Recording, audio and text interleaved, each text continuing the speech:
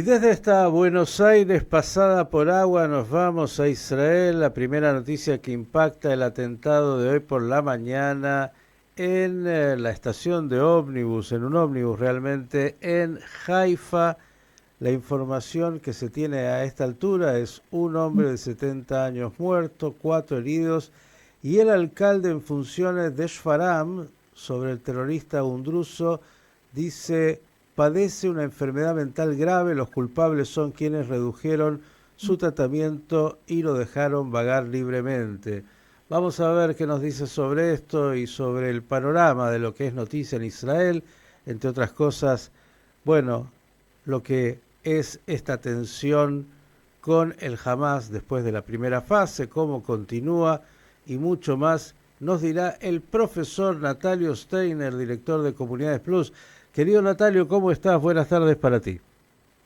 ¿Qué tal? Buenos días, buenas tardes para mí, ¿cómo están todos ustedes? Efectivamente, la noticia que hoy conmueve a Israel es al medio temprano, en la media mañana de Israel, un joven druso de 20 años, de origen druso, es diferente a ser árabe, ¿eh? Esto la gente tiene que entender, que hay diferencia entre druso, que es una rama dentro del Islam, que puede no ser árabe. Hay drusos sirios, israelíes, libaneses, un druso de 20 años con nacionalidad alemana, también estuvo viviendo en Alemania, bajó de un colectivo, del colectivo 167, en la estación principal de Haifa de colectivos que se llama Leva Mifratz, y previamente al bajar del colectivo ya atacó a una persona que efectivamente después fallecería de las heridas, hirió a otros, y después fue baleado al bajar del colectivo por un civil y a su vez, como se desarrollan lamentablemente y trágicamente estas cosas, que no se saben cómo terminan, un policía baleó al civil, a su vez pensando que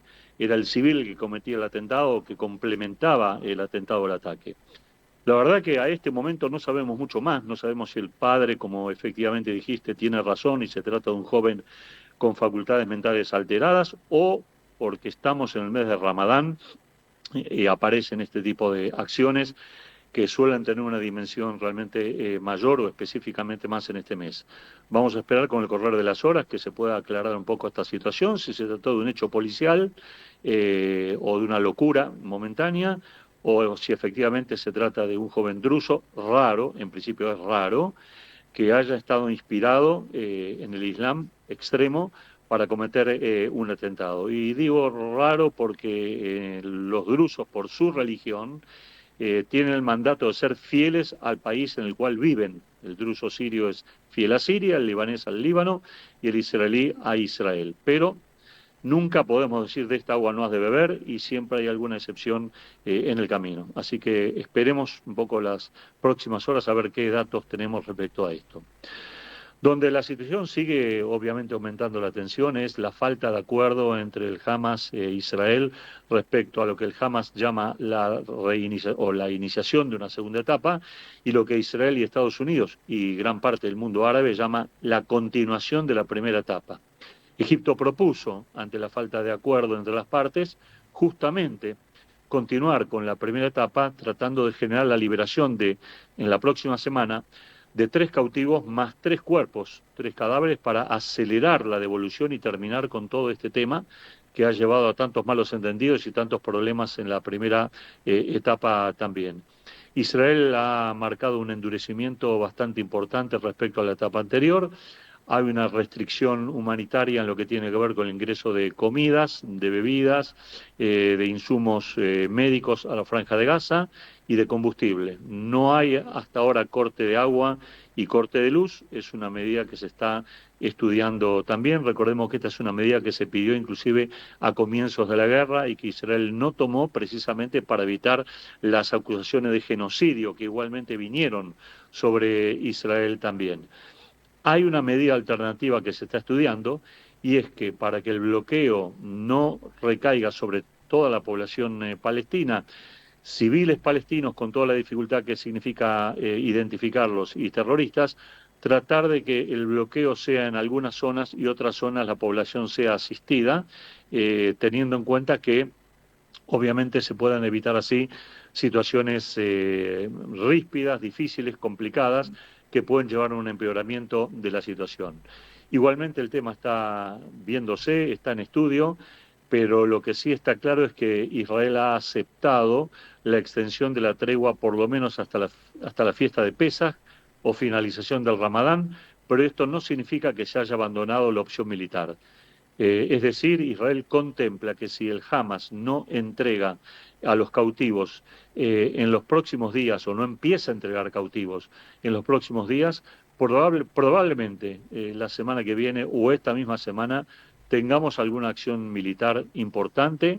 No nos olvidemos que esto se complementaría con el hecho que Israel ha hecho un llamado a reservistas en cantidades bastante importantes. Hay más de 400.000 reservistas en armas en este momento, y esto podría estar indicando el preludio de una ofensiva final sobre la Franja de Gaza, sin saber exactamente bien qué va a pasar o qué puede pasar con los cautivos que están básicamente en la franja todavía retenidos en manos del Hamas. Donde también hay una situación dicotómica también es en la frontera con Siria. Han habido el día de ayer incidentes entre drusos sirios, recalco, drusos sirios, ciudadanos de Siria, con el ejército sirio que ha tomado el control en Siria. E Israel salió a advertir al ejército sirio que Israel va a defender o puede llegar a defender militarmente a los drusos sirios. Recordemos que cuando asumió el poder el nuevo gobierno sirio, Israel dijo que iba a proteger a los drusos sirios que están en el Golán, y efectivamente Israel ocupa todo el Golán en este momento y por lo tanto ha extendido ese manto de protección. Pero acá se trata de drusos que están en una ciudad cercana a Damasco, o sea, a 60 kilómetros de distancia del Golán, con lo cual si hay una intervención israelí sería ya en mayor profundidad y mayor dimensión, lo cual podría llevar a una extensión básicamente del conflicto. Pero nada es terminante aquí, nada podemos saber, nada podemos darlo por cerrado. Entre tanto, entre toda esta situación compleja, Israel ha enviado una delegación de regular nivel a Rusia, ni más ni menos que a Rusia. ¿Y qué tiene que hacer en Rusia cuando Rusia ha apoyado claramente al Hamas en esta cuestión? Bueno, Israel entiende que es importante para el Estado hebreo y para Siria que haya presencia rusa en Siria por encima de presencia turca. Es decir, en este momento Israel siente que es más complicado lidiar con los turcos que con los rusos, que con los rusos pudo llegar a entendimiento en los últimos años y por lo tanto la Realpolitik, este es el término, marca que hay que dejar de lado esa enemistad o ese enfriamiento de relaciones con Rusia y tratar de que Rusia no retire sus bases o no retire completamente sus bases en territorio sirio, al contrario, que las aumente. De hecho, esta medida ha sido consensuada con Donald Trump, que sabemos que tiene en este tema, y aquí se ata el tema ucraniano, una preferencia mayor por Rusia que por Ucrania, y por lo tanto Donald Trump habría dado luz verde a que Israel negocie con Rusia el establecimiento o el restablecimiento de bases rusas en Ucrania, en Siria, como una forma de frenar la ambición turca básicamente en la región. Por si tuviéramos pocas cosas, en Israel se sigue discutiendo los informes de lo que ha pasado militarmente hablando y políticamente hablando, el famoso ya 7 del 10.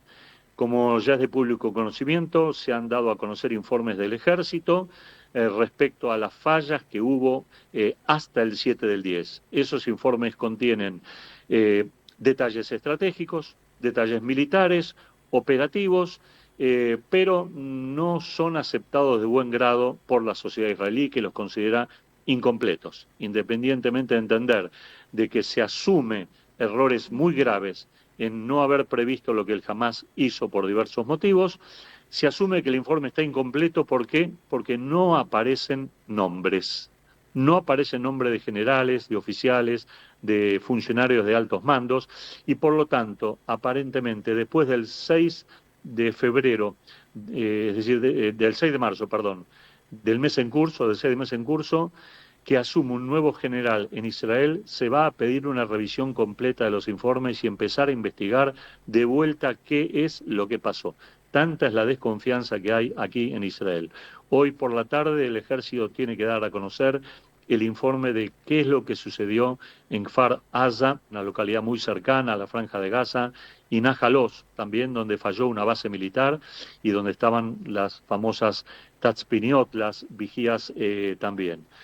Y entre tanto panorama tan complejo, por lo menos Miguel, vamos a dar a la gente el aliento de decir que el Monte Hermón en la parte israelí está abierto al público.